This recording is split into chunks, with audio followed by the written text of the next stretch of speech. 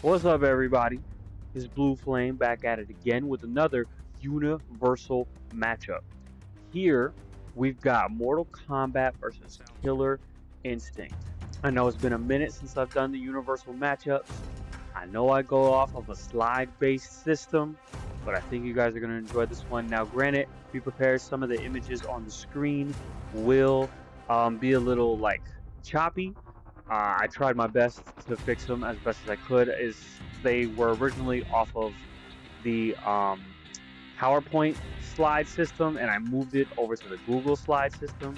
I've been running on Google Slides for a while lately. So yeah, so if you see a little bit of a conversion mishap, that's what will probably show up. But I have made a couple of edits to the overall slideshow so that you guys can have a bit of a better viewing experience.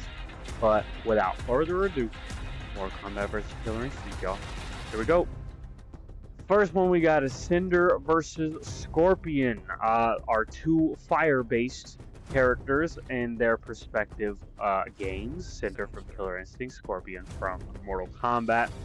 And if you notice, the fonts will be specific to their game. So anybody that has the same font as I do for the Cinder font, that's all Killer Instinct, and then everybody for the Scorpion font, that's all for Mortal Kombat, and then the versus is always going to be its own same font throughout.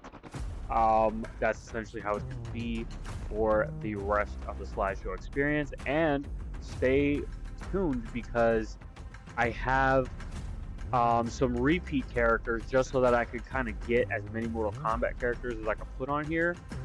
So because the Killer Instinct roster isn't as much as the Mortal Kombat roster, I'm kind of like bringing some characters back, bringing some retro versions versus some modern versions, and you guys will get a full look at that pretty soon. And yeah, so we've got Glacius and Sub-Zero already. If you guys are figuring out kind of what the theme is for some of these characters, of course, the type versus the type, their perspective element versus each other.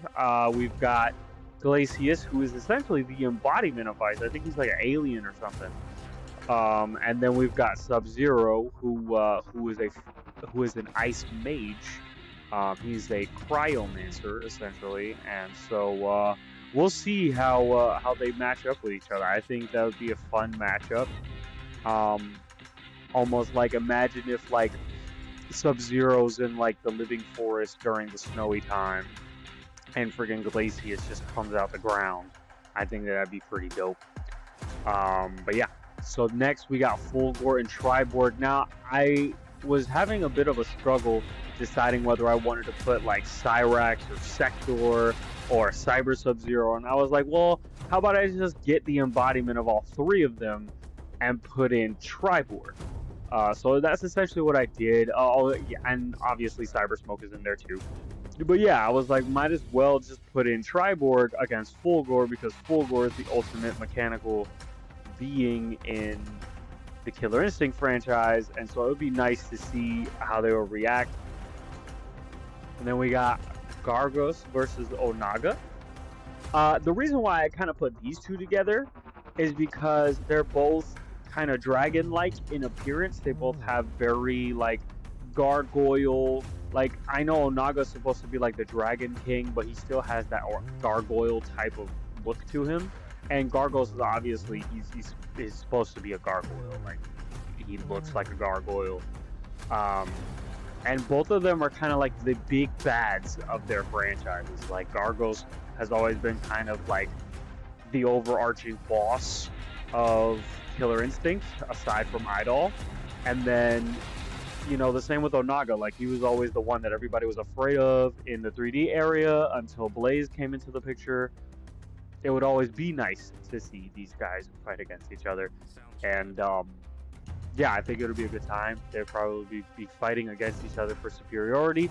Or if there was an actual like game, like if this actually was a game, it could be that these two might team up to try to like gain control over everything. And that would be pretty scary.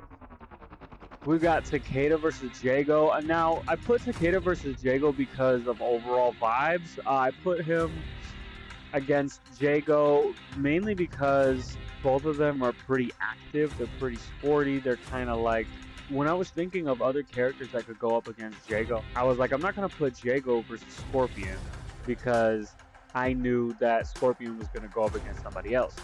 And I was going to have it more based on like their individual powers and stuff like that. So Jago and Takeda would make a little bit more sense. Like Takeda might make a little bit more sense because he's not really like an elemental type of person. Neither really is Jago, and so it seemed to make more sense to me that these two would actually fight against each other. We got Cetrion versus Aganos. We're back to the element type since Aganos represents more so like the earth. I thought that against Cetrion it would make a lot more sense, even though Cetrion is the representation of all earthly elements. She seems to embody more of the earthy type of elements, like the green and stuff like that. It made more sense to me to put both of these two against each other. I'm pretty sure, definitely, I think these two would have a fun time. Honestly, I wouldn't be surprised if like they tried to make some weird thing in the plot happen where like Cetrion kind of creates Aganos in the way that he is right now, versus the classic Aganos, which seems to be more like metallic, more like ancient automaton type of thing. Now he's more like an earthy automaton. It'd be interesting to see what the developers would try to come up with to make their existence possible in some way. And then we've got Frost and Arya. Now the reason why I put Frost and Arya together, I specifically put the Cyber Frost representation because I was trying to figure out like, okay, do we have like a female cyborg or female robot type situation going on in Mortal Kombat? And I was like, well, we have Frost. Frost is now pretty much the head of the Cyber Lin Kuei. And so it seems like that'd be the closest to, a female robot or AI against Arya. Because Arya, I think I can't remember if she's an AI or if she's just a robot that's programmed in a certain way, but it'll be fun to see these two go up against each other. I think this would be a nice visual to have. We've got Ferritor versus Idol. Now, granted, I know Idol is like annoyingly powerful and huge, and I was trying to see like what else from the Mortal Kombat side would essentially be that, and what I came up with was Ferritor, because Idol is like conjoined twins, and then you have Ferritor, which they are, they have a very codependent relationship. So I thought that it would make a whole lot more sense to have kind of like a duo type of thing happen here, and it'd be fun to see. I think it'd be interesting to see, Tor would kind of come at them with like more of a brute force, whereas Farah would come at them with more of like a rush down type of thing, like she'd be thrown or something and she'd be attacking one of the heads or whatever. We got Jax and TJ combo. Now, I'm pretty sure all of y'all probably predicted this when I put this video out. Before, I don't think TJ combo had cybernetic enhancements on his arms, but I think now he does. And so it's interesting that he's gone this route because we also have a very patriotic ex-soldier and in the name of Jax from Mortal Kombat. So it makes so much more sense. Also, with cybernetic arms, he's got more of a cyborg aesthetic to his arms, whereas TJ Combo seems to have taken the cyberpunk route and gotten like his enhancements are embedded in his skin, whereas Jax is more outward enhancements, but that's just because his arms were literally destroyed. And so he didn't have any choice but to put on these cyborg arms. So yeah, I think that'd be fun. Let's keep it going. We got Thunder and Nightwolf. Of course, we've got our indigenous representation for both games. Honestly, it's just pretty obvious. You get your tribal character, you put them against the other tribal character, and that's what we have here. Both of them can be played pretty stiff with their own specific zoning type of abilities. I think that these two would try to figure out like which tribe they come from. Nightwolf is probably going on like a spirit walk or something, and then he comes in contact with Thunder, and there's a bit of a conflict there, trying to figure out how to go about moving forward and things like that. So it'd be fun to see. I'd be down to see what this would look like. We got Kim Woo versus Liu Kang, of course, the two nunchuck wielding Bruce Lee dragon representing fighters. This was just obvious. There is one other matchup that Kim Woo could have, but there's no other matchup that Liu Kang could have. So I think that this makes a whole lot more sense. Both of them have a dragon represented on them. Both of them have nunchucks. Both of them have kind of like that Bruce Lee Chinese connection aesthetic. So yeah, I think both of them against each other would be a fun sight to see. And then we have Khan Ra versus Ermac, our two mummified beings that just wish to conquer, and that is all they want to do. Khan Ra is more cunning, I think, than Ermac is. However, Ermac is probably a lot more brutal, especially this iteration of Ermac, because this version of Ermac was not playing no games.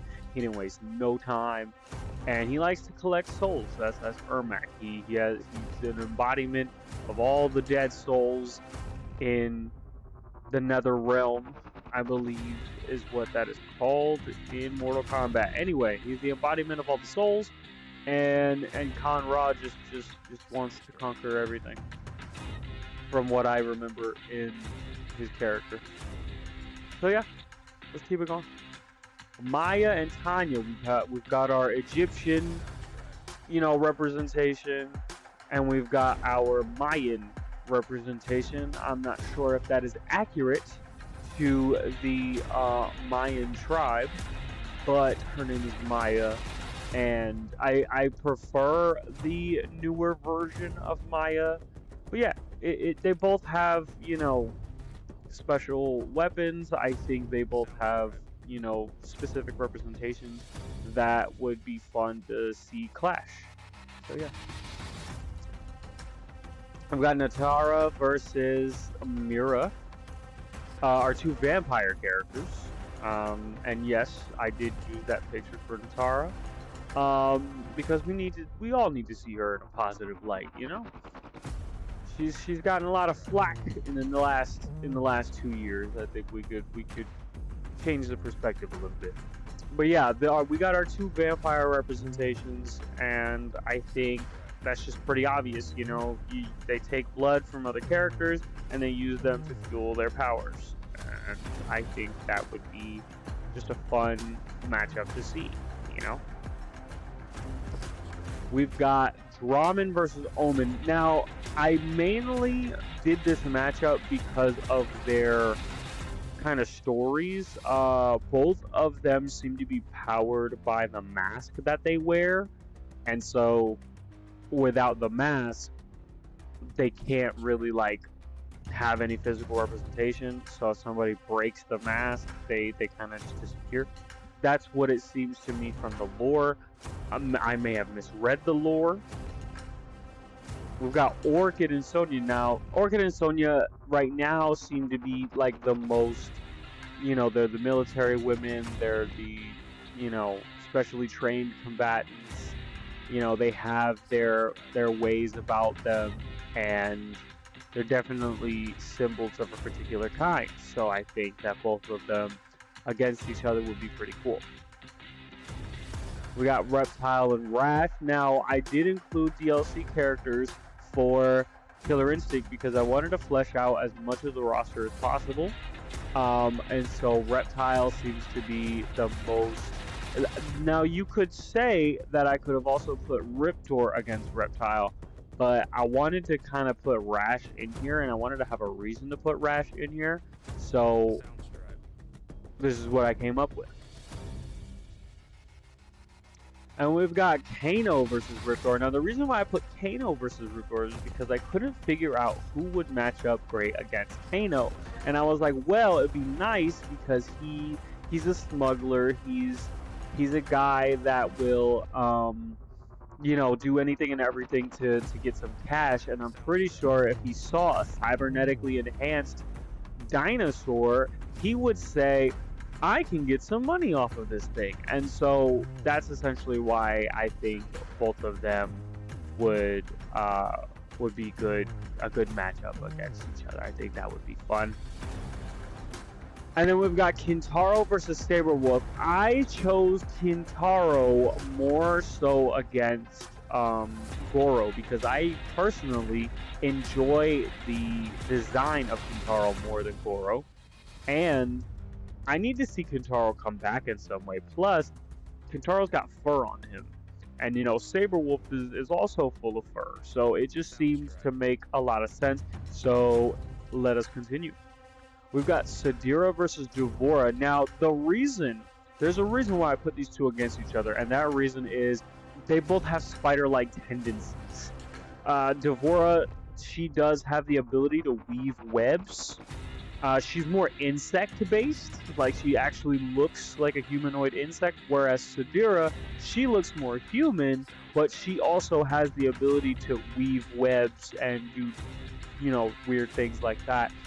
Sadira also, I remember there is an ability that she has where she will crawl on the ground to kind of like do specific moves like that, and then Duvora, she'll like throw her little insect thingies on you, her little wasps on you. So it's just an interesting. I think both of these two would make a lot of sense against each other. I was like, who would go against Sadira? A lot of what my decision making with this process was that how do I figure out which characters go against these Killer Instinct characters? Because I was like, Mortal Kombat has a crap ton of characters, but Killer Instinct doesn't in comparison. And so when I look at Killer Instinct characters, I'm coming from a Killer Instinct perspective, trying to find a representation in Mortal Kombat to go against them. And so that's where I'm coming from when I'm making a lot of these matchups. But then we got Havoc versus Spinal. Havoc, one of the only characters that actually comes, you know, with the skull face or a half face, I should say, and his ability to kind of like take pieces off of himself and just toss them to you and he'll regrow it. I think that's pretty cool, and it seems to make more sense to me with Spinal because he can just come from a pile of bones and just rise from the ground. So I think that will be a fun matchup to see. And then we have Kotal Khan versus Tusk. I figured, you know, since Tusk is a Viking, I would like to see a Viking or a Celtic representation go up against a Incan or a Mayan representation in Kotal Khan. When I saw Tusk, I was like, there's only one character that could really go up against Tusk, and that would make sense, and that is Kotal Khan. So it'd be fun to see these two go up against each other. We've got Kenshi versus Shadow Jago. Now, I knew I wanted to have Kenshi in this matchup because I really like Kenshi. And I was like, well, Kenshi's got a sword, he's blind, and he can control a spirit version of himself through the sword. Who else can go up against Kenshi? And I remember Shadow Jago has a sword, but he also seems to have more extra abilities that regular Jago does not have, and it just made a whole lot more sense to me to put Kenshi up against Jago, or Shadow Jago in this case, because it would be more of a sword fight. I think that makes a whole lot more sense, and this also takes advantage of Jago's newer design. So yeah, I think this would be a fun matchup, and you can fight with me in the comments if you want. And here we are with our first repeat character, We got Orchid versus Jade. Now this is classic Orchid, and the reason why I put classic Orchid against Jade is because I knew I wanted to have Jade in this matchup sequence, and I was like, well, who's the only character that even looks like Jade remotely? And I was like, well, classic Orchid looks like Jade. She's got the glowing tonfas and Jade's got the glowing staff, and it just seemed to make a lot more sense to put both of them against each other. Even though Tanya also has a pair of tonfas, they do not glow, and glowing was essentially where I was coming from with this, and also their color scheme. Both of them use green as their main color scheme. Now granted, Orca's got more of a neon green, whereas Jade's got more of an emerald green, so I think we would all have a great time watching them fight each other. So yeah. We've got Cinder versus Blade. We got Cinder back here. I'm sorry, Blaze. Cinder versus Blaze. We've got Cinder back here. And I chose the newer design of Cinder because he's got like hearts on top of him. He kind of reminds me of Firestorm from DC. With all of his different like parts added onto him, he seems to be more like molten lava. And I thought about it, and I was like, well, what other character in Mortal Kombat has that molten lava aesthetic to him? And I came up with Blaze. Blaze is the Ragnarok of the Mortal Kombat universe. So I thought, well, what would be a character that looks just like him and has the same powers? And that's the current design of Cinder. And then we've got Saberwolf versus Baraka. Now, I brought Saberwolf back because when I was doing this, I was like, I need to put Baraka in the game. And I was like, well, who is the character that can go up against Baraka that would actually make sense? And I was like, oh crap, it's Saberwolf.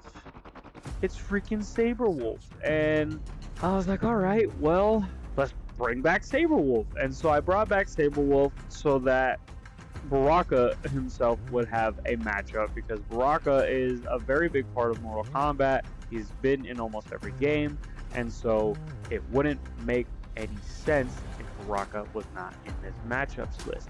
And so that's why I brought back Saberwolf. This seems to make more sense. I'm pretty sure last time I spoke about Saberwolf earlier in the video, a lot of you were like, where's Baraka at? Why wouldn't Baraka be there? And so this is my answer to that, is that he would be there, it's just he would be in a different matchup. So there you go. And then we got Hisako versus Sindel. Now, this one was, honestly, I don't know if my mindset was I need somebody to go up against Sindel or I need somebody to go up against Hisako. I think I remembered that I wanted to put Sindel in the game in this matchup, and I was like, well, what other character wields a Naginata in Killer Instinct? And I was like, Hisako wields a Naginata. And it helps that Hisako also kind of does like weird screaming things, because that's what Sindel does. So yeah, so it just made a lot more sense to me to put them together. And then we've got Shao Kahn versus General Rom. I know the entire video you guys have been wondering, where is Shao Kahn? And this is another DLC matchup here, because General Rom is from the Gears of War franchise, but they put him in the Killer Instinct game. And that was the decision that I chose to make, was I'm going to put Shao Kahn, a general, pretty much, against another general, which is General Rom. So there you go. Who will come out on top? It'll be a fun experience. We've got the Collector versus the Arbiter. I was trying to figure out who could go up against the Arbiter and how it would make sense. And I thought, well, the Collector collects everything. And I'm pretty sure he would want his hands on the Arbiter's, plasma sword, and the Arbiter's gun that he has on his back, and maybe even some of the armor that the Arbiter wears. The Collector's going to want all of that. So it seemed to make more sense that the Collector would go up against the Arbiter. And then we've got Omen versus Raiden. Now, this is another repeat situation, because Omen has electric abilities. He's got more, he's kind of like a living cloud of thunder, and Raiden is like God of Thunder. So we put these two together. Both of them have glowing eyes and different things like that. So I was like, well, let me bring back the elemental matchup. And obviously I'm not going to have a Mortal Kombat matchup without Raiden being in the freaking list. So here we are, Omen versus Raiden. And now we've got Riptor versus Motaro. Now this one makes a lot more sense. I wanted to give a classic Riptor more representation, but also I was like, well, who would go up against the classic version of Riptor? And then I remembered a character in Mortal Kombat that doesn't really get used at all anymore. I can't even remember the last time Motaro was even playable. Was it Armageddon? Was that the last time Motaro was playable? I mean, he's in Mortal Kombat 1, but as a cameo fighter. I think it would make a lot more sense that these two would go up against each other because, you know, Motaro's a centaur and Riptor is, you know, a special little dinosaur. I just figured that would make the most sense. We've got Kim Woo versus Lemme. Now this one I put in here because we've got the Chinese dragon versus the Japanese dragon, I think. That's what it feels like. But it's dragon versus dragon, and they're both wearing some shade of purple or pink, whatever.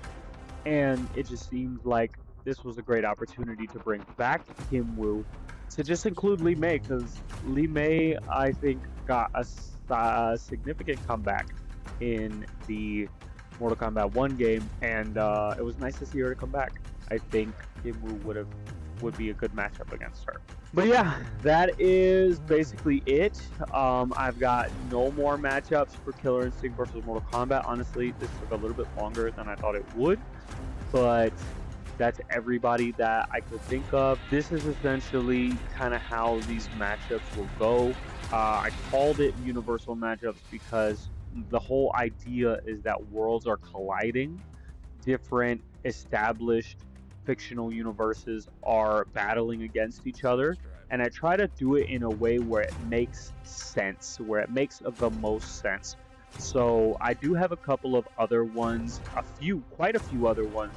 I'm gonna be doing this for a while, guys, like seriously. And if you guys want to see more of what I've got going on, then please don't be afraid to like, comment, subscribe, because I've got more to show, and I can't wait to finish and continue doing more of these matchups for you guys.